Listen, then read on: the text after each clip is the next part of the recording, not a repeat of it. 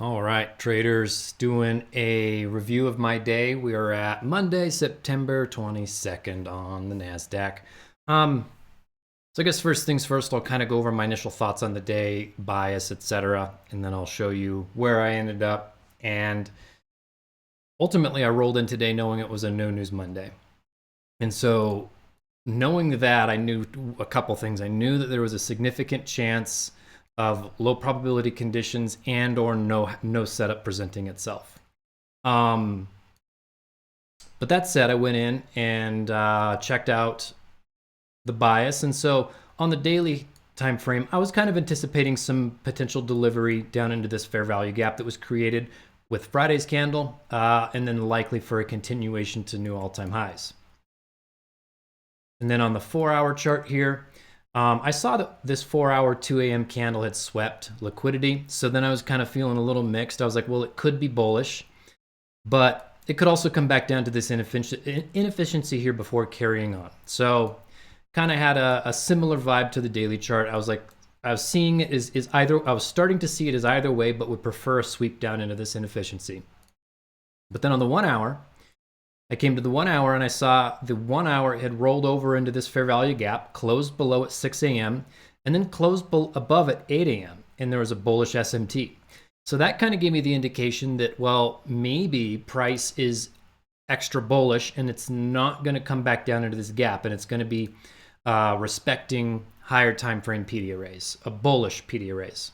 That's not relevant, so I'm just going to remove that. So anyways, that's what I was kind of thinking pre-market. Dropping down to the 15-minute chart, what I was anticipating here is kind of more what I like to see, pre-market accumulation. And then you can see with this arrow here, I was hoping for a stop hunt and then some bullish delivery. We were below the new week opening gap, we're below midnight open. I was expecting some return to midnight open, and I was also open for a short coming back down into here. So I played it a little bit both ways today. Now, that said, when I would go down into the lower time frames, let's see what actually happened. So here we go. Pre-market. Blue dotted line here is 9:30, and I'm going to clean up this right here. Well, we could leave that. This blue line is previous day equilibrium. So as we can see, London came down into the 1 hour PD array I just showed you, and then started to consolidate around the previous day equilibrium. And for me, I was really looking for sell side delivery, a stop hunt for a reversal. But as I said earlier when I started this video, on no news Mondays, it's more likely that this stop hunt doesn't happen. And this is the two-stage delivery, two-sided delivery, right? Bearish to bullish reversal. And instead, what tends to happen on no news Mondays is London. I don't know if you can see that. Let me move this over. London makes the low of the day right here. And so I had it in the back of my hand as just as well. While I wanted to see a stop hunt, I was expecting one stage delivery more than anything. So obviously 9:30 opened and immediately took London high.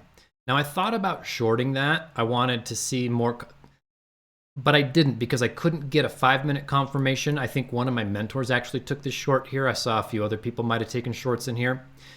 For one, the all-time high is this red line. And when you're this close to the all-time high, it's a little sketch to short it. Also, if you shorted London high, Asia high was right there, midnight open is right there, all-time high was right there. So I was open to the idea of a short because it was looking super juicy, and I would have gone in with a partial risk.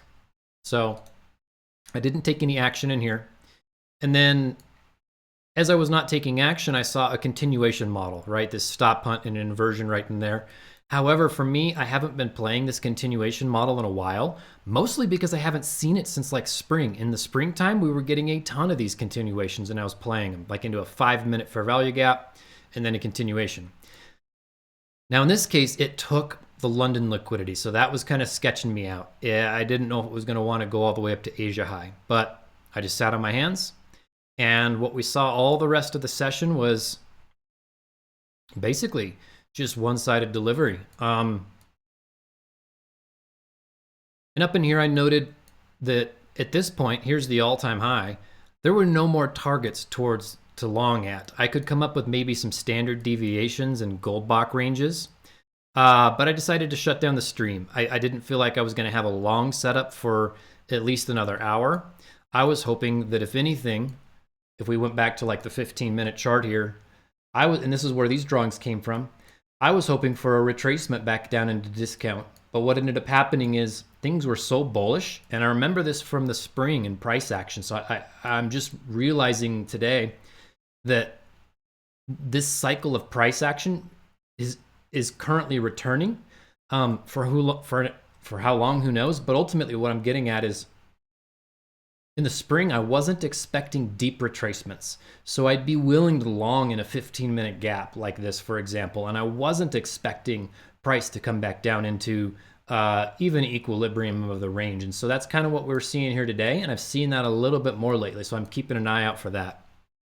So anyways, that brings us to 12 o'clock, which is this orange box right in here. Orange box is the New York lunch session. And I saw this idea for a long sitting in here, but it was pretty much close to my cutoff time and not having any targets, and also not really being 100% comfortable pulling out my old continuation model. And currently, I just shut it down and said no, because, you know, sitting in cash on your accounts is a position too. You know, for example, my mentor, one of my mentors shorted in here, and he's red on the day. Now that's part of it. But in the case of today, I'm still pretty happy preserving capital. It's not as exciting as, of course, winning a trade or, you know, anything like that. But this is different delivery. Like, even if we look at the lunchtime delivery, it's mostly one-sided. Like, where are the stop puts? There aren't. So today kind of changes my perspective on the week. For the week, I was kind of anticipating a little more delivery to the sell side for a bullish week. Now, Monday being a bullish day kind of makes me feel like we could be forming the weekly candle wick. I don't know. I guess that's a little bit more than what I'm talking about here in this video. Just wanted to review my day and show that I took no trades. I don't think too many people took trades today, just based off what I saw on Twitter. I know that Doji took this inversion right here, this the continuation model that I used to play. But by and large, it was one-sided delivery. So I think a lot of people didn't get in trades or got walked on. I saw a lot of people getting stomped on with their shorts here. So that's the day. I'll take it. You know, a day where you preserve your capital is also a good day trading. So we'll try again tomorrow. Tomorrow's Tuesday. We have PMI at 9:45, and then Fed the Powell speaks at 12:35. So we have some red folders, which should help the market move. And we typically see better price action Tuesday and Wednesday and Thursday. So I'll catch you all live tomorrow at market open.